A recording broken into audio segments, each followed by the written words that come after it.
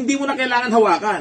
Kasi nga, ito ay magnetic. Kita mo naman, hindi mo na kailangan hawakan, baka ikaw ay mamartilyo. May mahaba, may malaki. Pinili po natin yung malaki. At yung talagang kinagusto ko rito, magnetic po siya. At yung handle po niya, solid na plastic, kaya hindi mo siya basta puputol, hindi basta-basta nababasag. Okay? Solid po ito, yung pagkaka-plastic niya. At kita mo naman yung kanyang design, maganda, hindi lumulusad yung pako kapag ito yung minartilyo mo. At kita mo naman yung pagkakagawa, mga repairman, meron siyang butas kasi may panggagamitan niya. Kapag yung pako, diretso, kung gusto mong iupi, hindi mo na kailangan paluin pa. Baka kung ano yung mga palo mo, ipasok mo lang dyan, at ganyanin mo lang. Ayan, no? Pwede mo siyang tanggalin, nayuyupi na. At hindi lang yon, pwede mo itong hugutin dito sa kanyang, eto, mga repairman, no? Sobrang tulis po nito kahit yung pakong uno ay kayang-kayang bunutin. Okay? So, meron pa dito siyang maliit na pambunot ng pako, yung mga maliliit talaga, yung mga pinong-pino. At hindi lang yon, ulitin natin, ha? Ayan, mga repairman, no?